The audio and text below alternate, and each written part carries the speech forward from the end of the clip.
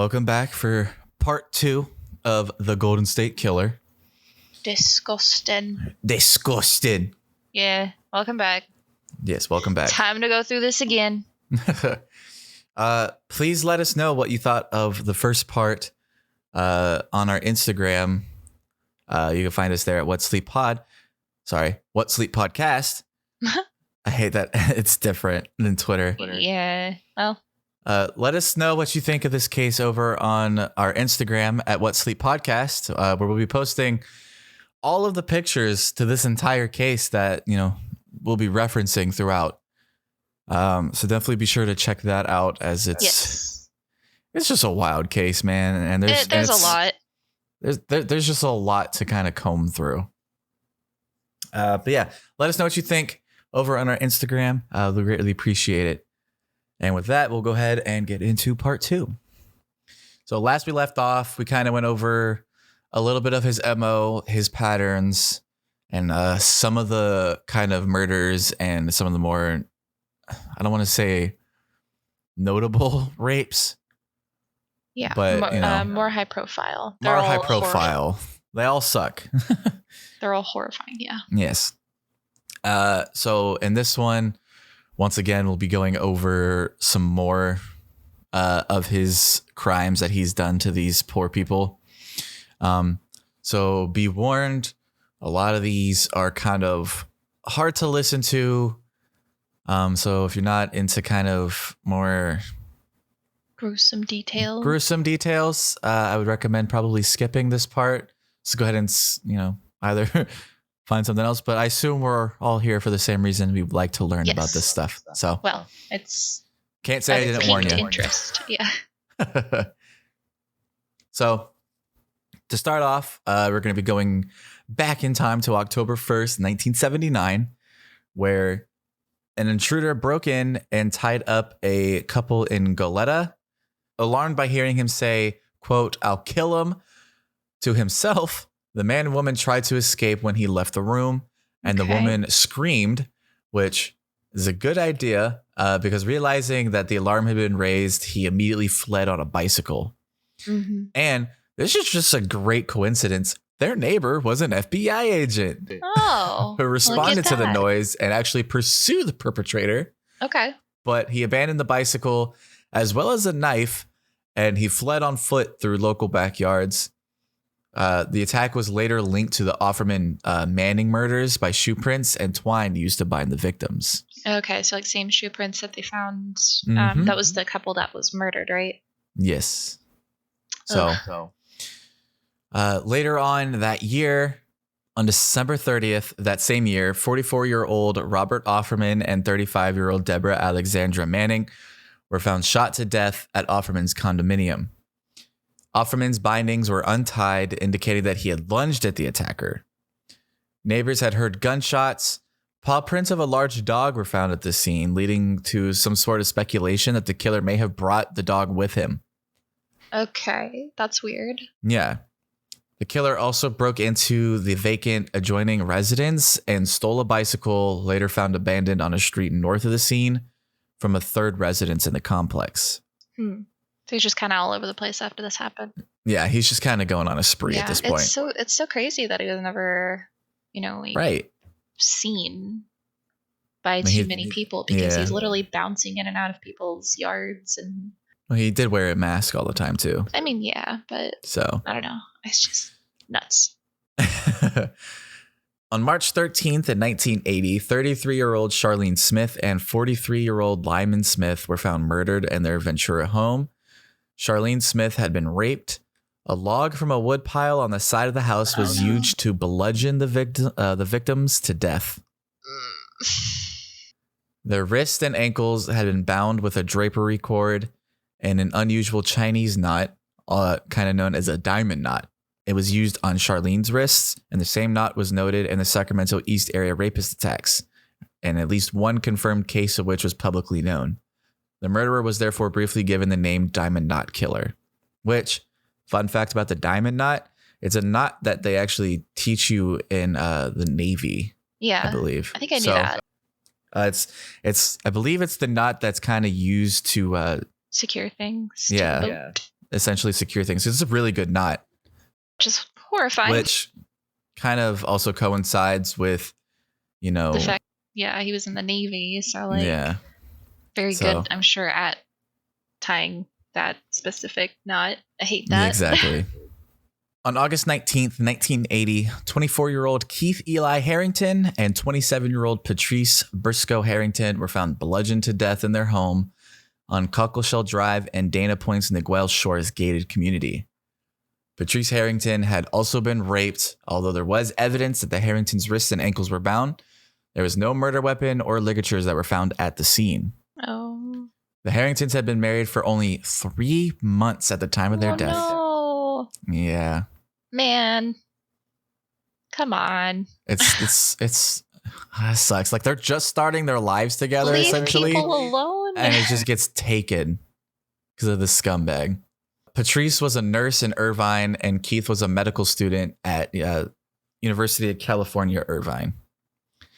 Keith's brother, Bruce, later spent nearly $2 million supporting California Proposition 69, which authorized DNA collection from all California felons and certain other criminals. Good. So, honestly, it's probably that probably got him caught in the end. Yeah. I love DNA. Right. It's so good. It's so nice. I hate in like a lot of cases, people get convicted for things like the quote unquote lie detector tests, because those are not accurate. Like, stop doing that.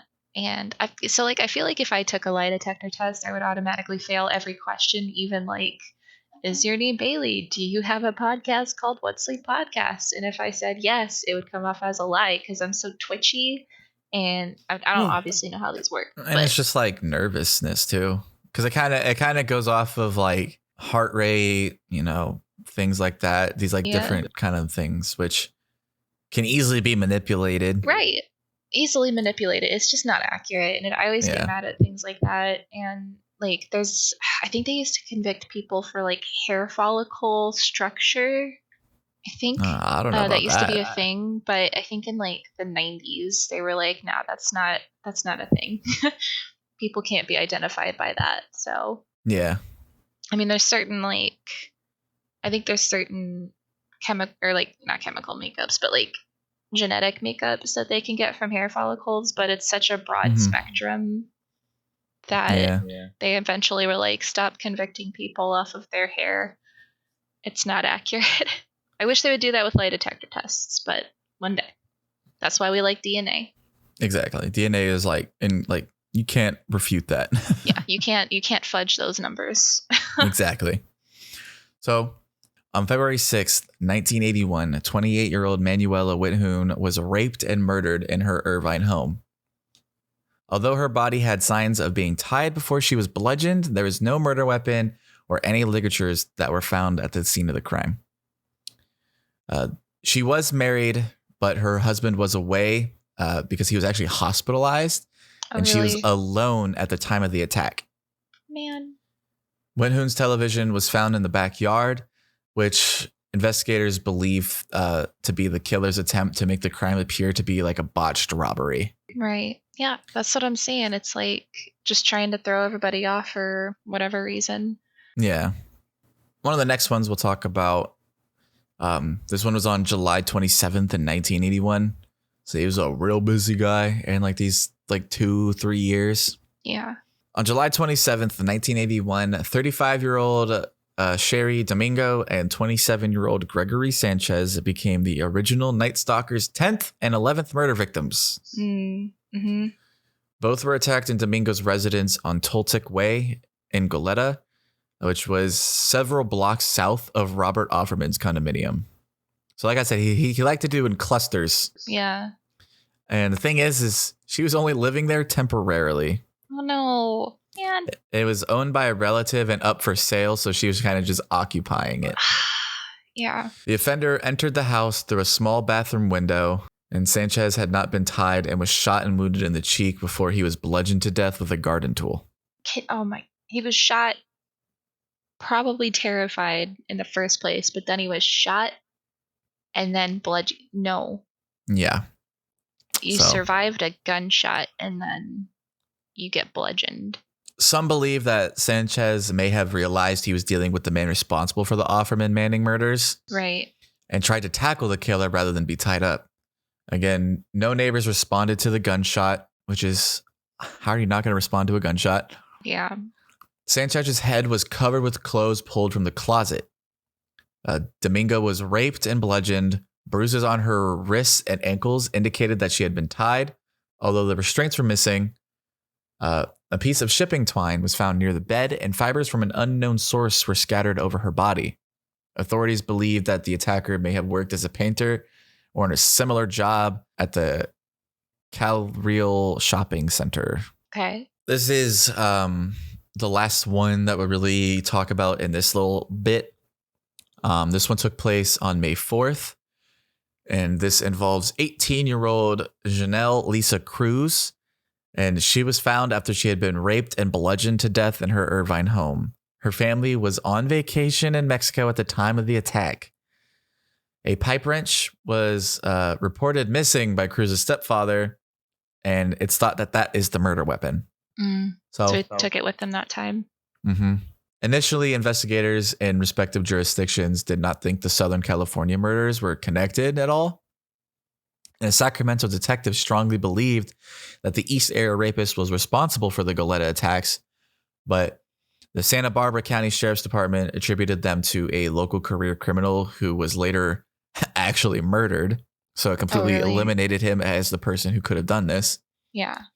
Unaware of the Goleta murders, local police in surrounding jurisdictions followed false leads related to men who were close to the female victims. One person later cleared, was charged with 2 of the murders, and many years later, the cases were linked almost entirely by DNA testing. Heck yeah. We love it. So now we're going to be kind of taking a step back in time a little bit. So in December of 1977, someone claiming to be the East Area rapist sent a poem titled Excitement's Crave to the Sacramento Bee. Mm-hmm. The Sacramento mayor's office and television station KVIE as well. On December 11th, a masked man eluded pursuit by law enforcement personnel after alerting authorities by telephone that he would strike on Watt Avenue that night. And I do have the actual poem here. Okay. So like I said, it's called Excitement's Crave, and it reads, all those mortals surviving birth upon facing maturity take inventory of their worth to prevailing society. Choosing values becomes a task. Oneself must seek satisfaction. The selected route will unmask character when plans take action. Accepting some work to perform at fixed pay but promise for more is a recognized social norm, as is decorum seeking lore. Achieving while others lifting should be cause for deserving fame. Leisure tempts excitement seeking. What's right and expected seems tame. Jesse James has been seen by all, and Son of Sam has an author. Others now feel temptation's call. Sacramento should make an offer. To make a movie of my life that will pay for my planned exile, just now I'd like to add the wife of a mafia lord to my file. Your East Area rapist and deserving pest. See you in the press or on TV. Did they ever find out the author of that?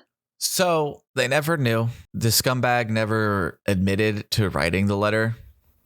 It was just, it's kind of like what happened with the Zodiac killer case. Yeah. You know, there's probably just people just sending it in, trying to kind of stir some things up, you know? Which is gross. Stop. Yeah. Stop trying to attach yourself to a case. Exactly. Like, just stop.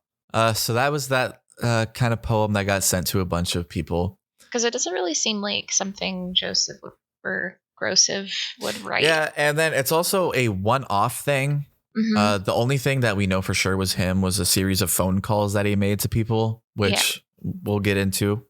But he never did like any sort of poetic things, you know? Right. Yeah. So it was probably just somebody trying to take credit or, you know, be involved. Yeah. For whatever reason.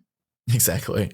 During the investigation in Danville of the 42nd attack, investigators discovered 3 sheets of notebook paper near where a suspicious vehicle had been reportedly parked. Okay. They believe the pages were dropped accidentally, such as falling out of a bag. The first sheet appears to be a homework essay on General George Armstrong Custer. The second sheet contains a journal style entry describing a teacher who made students write lines, which the author found humiliating, which I have it transcribed. And it reads, quote, "Mad is the word that reminds me of sixth grade. I hated that year. I wish I had known what was going to be going on during my sixth grade year." Also, I should point out there's a lot of misspellings in this thing too. Okay. So if I kind of stutter a little bit, it's because I'm trying to like decipher it a little bit. Mad is the word that remains in my head about my dreadful year as a sixth grader. My madness was one that was caused by disappointments that hurt me very much. Disappointments from my teacher, such as failed trips, failed spelled FEILD, that were planned with only one N, and then canceled. Wait, are you sure that's failed trips or field trips? It would be field trips. You're right. See, this is what I mean. Like this is what I mean. It trips me up, man. It's fine. It's yeah. He also spelled cancel wrong. He spelled that CANNCLED. Okay. My sixth grade teacher gave me a lot of disappointments, which made me very mad and made me build a state of hatred, which is hatred, in my heart. No one ever let me down that hard before, and I never hated anyone as much as I did him. Disappointment wasn't the only reason that made me mad in my sixth grade class. Another was getting in trouble at school, especially taking. That's what really bugged me, was writing sentences. Those awful sentences that my teacher made me write. Hours and hours I'd sit and write 50, 100, 150 sentence day and night. I wrote those dreadful paragraphs, which embarrassed me, and more important, it made me ashamed of myself, which in turn, deep down inside, made me realize that writing sentence wasn't fair. It wasn't fair to make me suffer like that. It just wasn't fair to make me sit and write until my bones ached. Until my hand felt every horrid pain it ever had. And as I wrote, I got madder and madder until I cried. I cried because I was ashamed. I cried because I was disgusted, spelled DISCUSTED. I cried because I was mad, and I cried for myself. Kid who kept on having to write those Dane sentences. My angriness from sixth grade will scar my memory for life, and I will be ashamed for my sixth grade year forever. Really passionate about really hates specifically sixth grade sentence writing. That's so strange. Yeah. That was just one of the sheets of paper. Not sure if it kind of coincides with everything else going on. Everything else. Like the only kind of connection I can make is he never did finish high school. Yeah. But he did get a GED. So it's also hyperfixating on something that, on something in general, which kind of sounds like what Grosif would do when he planned his murders or, ransacking. Yeah. Just spend months reconnaissance, Mm-hmm. So I can see a parallel there, but it's very weird. So the more interesting sheet of paper is the very last one that was found. On the sheet was a hand-drawn map of what appears to be a suburban neighborhood with the word punishment scrawled across the reverse side. Investigators were unable to identify the area depicted on the map, although the artist clearly had knowledge of architectural layout and landscape design. According to Detective Larry Poole, the map is a fantasy location representing the rapist's desired striking ground. That's so weird. Which, as I showed you, we do have a picture of the backside that says punishment, as well as the drawing of the map. Yeah. So looking at it, it looks like, the top left, they look like they could be like maybe, because it kind of looks like a neighborhood. Well, I would consider the top left to be more of like a kind of like shopping area almost. Yeah. A little bit. Yeah, that's what I was saying. But like the middle part looks like a neighborhood, but the top left looks like it could be like a highway, because you see like the off ramp. Yeah. Part, and then like that's his escape route type of deal. Yeah. And then into like either a shopping center or there's a park in the middle with like a lake and like a wooded area down below. So it's strange. Like I don't know if I would consider it maybe like a quote unquote fantasy, because that would be a weird thing to do. Yeah, but again, police were never able to actually depict the area on the map that was drawn. Right, which is also interesting, but you know how like police have the whole competition of like, this is my information, I don't want to share it, blah blah blah. Fair enough. But also like maybe it's in a different jurisdiction, maybe it's like a childhood neighborhood or something like that. Do you know what it says in the middle right there? I think over like the water. Unfortunately, I'm not able to actually like read it, and there's no mention of what it might say there. It looks but I could find at least. But it looks like cursive lake something. Yeah, I don't know. So I wonder. Weird. I don't know. Very strange. Yes. There's that kind of struck police in a weird way. Now we're going to be talking about these phone calls. Yeah. that were made. I have all of the phone calls that were recorded and could be transcribed a little bit. So kind of take these with a grain of salt. There could be some misinformation in them, but I feel for the sake of the case, I'm just going to read what I was able to find. Okay. The first one happened in March 18th, 1977. The Sacramento County Sheriff's Office received 3 calls from a man claiming to be the East Area rapist. Unfortunately, none of these are recorded. The first 2 calls were received at 4:15 and 4:30 p.m., and they were identical and ended with the caller laughing and hanging up. The final call came in at 5 p.m. with the caller saying, quote, "I'm the East Side rapist and I have my next victim already stalked and you guys can't catch me." Wow. Yeah. So the next phone call happened on December 2nd, 1977. A man claiming to be the rapist called the Sacramento police saying, quote, "You're never going to catch me. East Area rapist." Harsh language incoming, by the way. "You dumb fuckers. I'm going to fuck again tonight. Be careful." The call was recorded and later released as with the previous call. The next victim was attacked that night. The next one was December 9th, 1977. And during the 1977 Christmas season, a previous victim received a phone call that she attributed to her attacker. The caller said, "Merry Christmas, it's me again." I hate it. I hate it. I just don't. It's the torture after the fact too for the survivors. It's horrible. Yeah. Like it just never ended. Well, I guess it did now, but like. Well, these calls go all the way to 2001. Yeah, like for years, like that was something he continued to do. And you think about it, he was caught in 2018 when he was 75.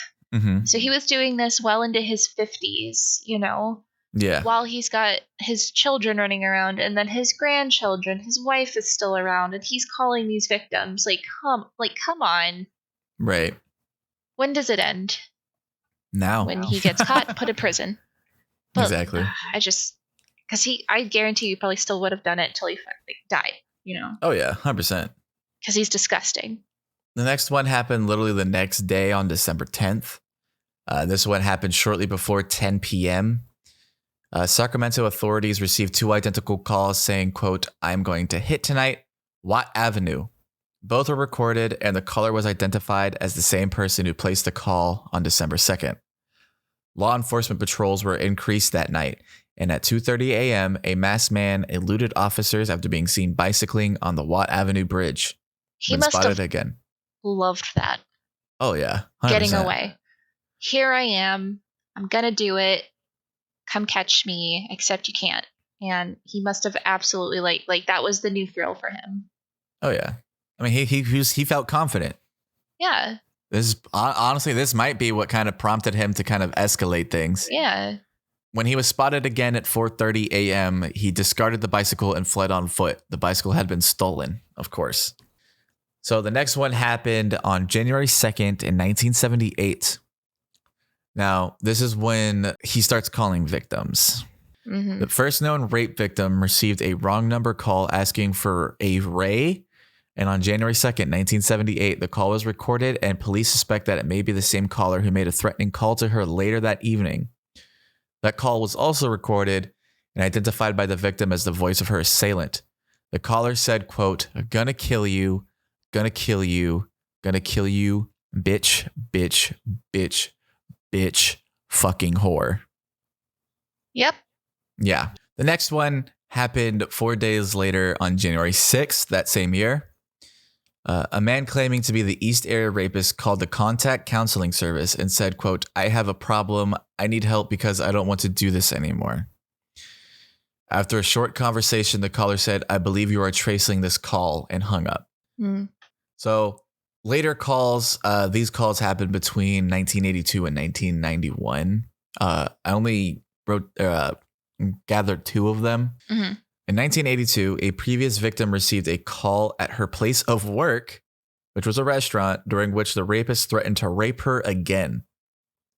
According to Contra Costa County investigator Paul Holes, the rapist must have chanced to patronize the restaurant and recognized his victim there. That's horrible. Yeah, could you imagine like years later just getting a phone call from your attacker being like, "I'm gonna rape you again"? No. Did he ever go back to her? No. Or when was this? Did you say this was 90? This is 1982. Oh, 82. I thought you said 92. So, no. I mean, not... The next one we're going to talk about is in 1991. Oh, okay. I was like, not impossible, but... So, in 1991, another previous victim received a phone call from the perpetrator and spoke with him for 1 minute. She could hear a woman and children in the background, leading to speculation that he had a family. See? So he was doing these while his family was around. Oh my God. Yeah. Ugh. It's so gross. So he's so depraved. Just the gall to do that while your family's around, though.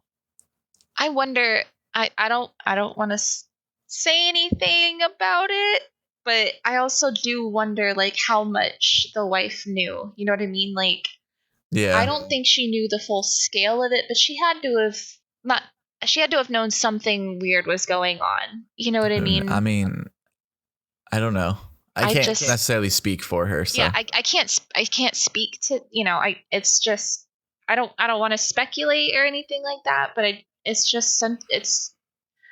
just such a gross guy with such a horrible mind that she had to have maybe felt like something about him was weird, Yeah. But I think, me personally, I think the worst call is this final call that happened in 2001. On April 6th that year, one day after an article in the Sacramento Bee linked the original Night Stalker and the East Area rapist, a victim of the rapist received a call from him, and he asked, quote, "Remember when we played?" Stop. Yeah. Come on. Like, what an absolute scumbag, bro. It's the worst. Like, I can't, again, a lot of dead silence on my end, but it's just so disgusting and I hate it so much. I think the worst part is just the fact that he considered it playing. Well, I mean, it was 100% to mess with them, Oh yeah, 100%, but still. It just that just makes it worse in my opinion. Yeah, it's like ripping the scab off once it's healed up a little bit. It's like, yeah. Come on. Before officially connecting the original Night Stalker to the East Area rapist in 2001, some law enforcement officials, particularly from the Sacramento County Sheriff's Department, sought to link the Goleta cases as well. The links were primarily due to similarities in the MO. One of the already linked original Night Stalker double murders occurred in Ventura, which was 40 miles southeast of Goleta, and the remaining murders were committed in Orange County, which is an additional 90 miles southeast. In 2001, several rapes in Contra Costa County believed to have been committed by the East Area rapist were linked by DNA to the Smith, Harrington, Whithoon, and Cruz murders. A decade later, DNA evidence indicated that the Domingo Sanchez murders were also committed by the East Area rapist, which was also identified as a Golden State Killer. Can you imagine having all of these cases and like different things? And once DNA starts coming out, you can actually like link them together. That wasn't even a thought in your head. I mean, it might have been a thought to them, but like now you've got concrete evidence. It's all one person. You're just getting the scope of everything he did. Right. Because for like the longest time, they always thought it was like separate people doing all this. Yeah, different people. But now it's all this one guy. You're like, how? I want to know how the detectives and the researchers felt. Right. On June 15th, 2016, The FBI released further information related to the crimes, including new composite sketches and crime details. A $50,000 reward was also announced. The initiative included a national database to support law enforcement's investigating of the crimes and to handle tips and information. Eventually, quote, through the use of genetic genealogy searching on GED Match, investigators identified distant relatives of D'Angelo, including family members directly related to his great-great-great-great-grandfather, dating back to the 1800s. Whoa. Yeah. That's crazy. Based on this information, investigators built about 25 different family trees. The tree that eventually linked to D'Angelo alone contained approximately 1,000 people. Over the course of a few months, investigators used other clues like age, sex, and place of residence to rule out suspects populating these trees, eliminating suspects one by one until only D'Angelo remained. That's crazy. I didn't know they did that. Yeah. As I said in the previous episode, there were some original suspects who were later eliminated. Mm-hmm. I do have some information on them. The first one was a person by the name of Brett Glasby, who was from Goleta. He was considered a suspect by Santa Barbara County investigators, and he was actually murdered in Mexico in 1982 before the murder of Janelle Cruz, and that eliminated him as a possible suspect. Right. The next one was a dude by the name Paul Schneider, who had the nickname Corn-Fed. Okay. Now, this scumbag is a high-ranking member of the Aryan Brotherhood who lives in Orange County when the Harringtons, Manuela Whithoon, and Janelle Cruz were killed. A DNA test cleared him in the 1990s, though. Okay. So then the next one is Joe Alsip, a friend and business partner of the victim of Lyman Smith. Alsip's pastor said that Alsip had confessed to him during a family counseling session. Alsip was arraigned for the Smith murders in 1982, where the charges were later dropped and his innocence was confirmed by DNA testing in 1997. Weird. I wonder what happened there. I don't know. I wonder if he had a mental break and convinced himself he did it, or if the pastor was lying, or I don't know. That's weird. Okay. Yeah, I don't know. So those are the three kind of main suspects that they had. Right. But like I said, they all got ruled out relatively quickly. Yeah. And none of them were officially convicted of any of the crimes. So on April 24th, 2018, Sacramento County Sheriff's deputies arrested D'Angelo, and he was charged with 8 counts of first-degree murder with special circumstances. On May 10th, the Santa Barbara County District Attorney's Office charged D'Angelo with 4 additional counts of first-degree murder.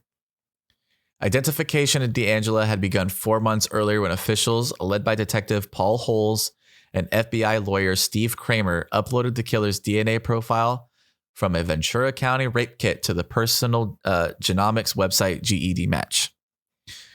The website identified 10 to 20 people who had the same great-great-great-grandparents as the Golden State Killer.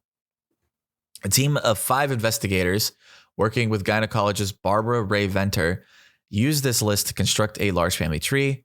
From this tree, they established 2 suspects. One was ruled out by a relative's DNA test, leaving D'Angelo the main suspect. So just a little bit more on how they managed to catch him using DNA. Right. That's so cool. Right. On April 18th, a DNA sample was surreptitiously collected from the door handle of D'Angelo's car. Another sample was later collected from a tissue found in D'Angelo's curbside garbage can. And both were matched to samples associated with the Golden State Killer crimes. Ooh. Since D'Angelo's arrest, I can feel the excitement just getting, dude, getting close to catching their suspect, But the thing is too, the best part is that he was feeling so safe. He's like, oh, they never caught me. I got away with it. And then just lo and behold, literally decades, he ends up getting fucked by a tissue that he sneezed in. Since D'Angelo's arrest, some commentators have raised concerns about the ethics of the secondary use of personally identifiable information. Right. I agree with that. What? So with the DNA tests for ancestry, it's not, you're not going in there to get anybody convicted or anything. I get it. I totally get it. but submitting your DNA should not be used for investigations unless I feel like it should be a warrant kind of thing. Well, there is a whole thing in Ancestry's like TOS thing saying that they reserve the right to turn over any DNA that the really? FBI or like any law enforcement asks for. So just by using the service, you essentially surrender the right. I can't remember the name of it, but there is one kind of DNA service that won't do that.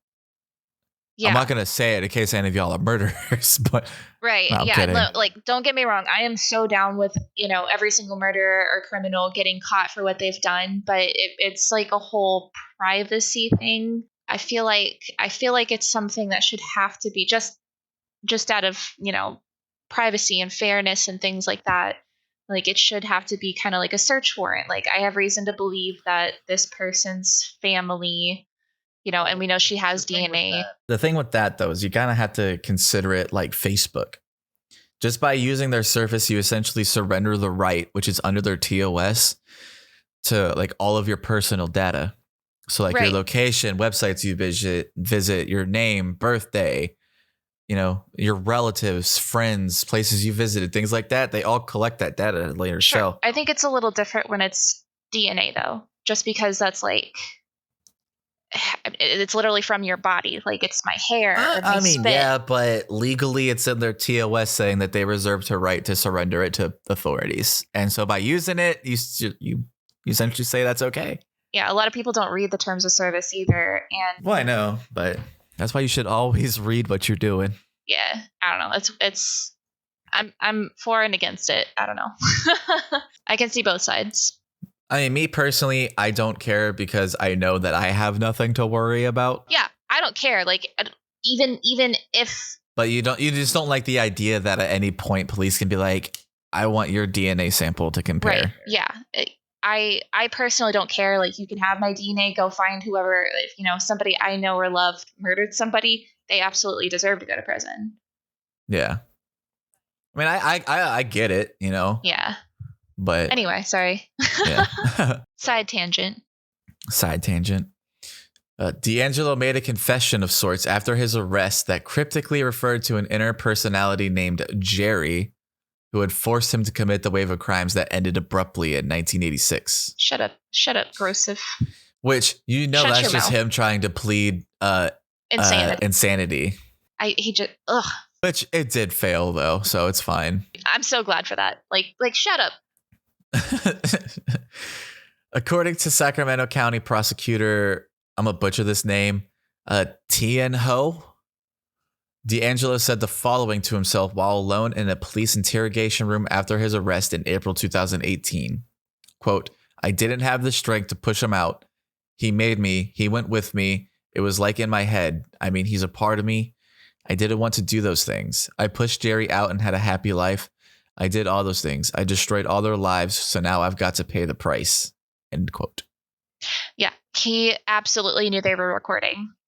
Oh, yeah. He absolutely knew and was, And I mean, if you see him actually in court and look at the pictures that we'll be posting on our Instagram at What Sleep Podcast, like he doesn't look like he has any remorse on his face at all. No, he doesn't. And I hate those pictures because he looks feeble and he stopped eating, so he lost a lot of weight, so he would look more feeble.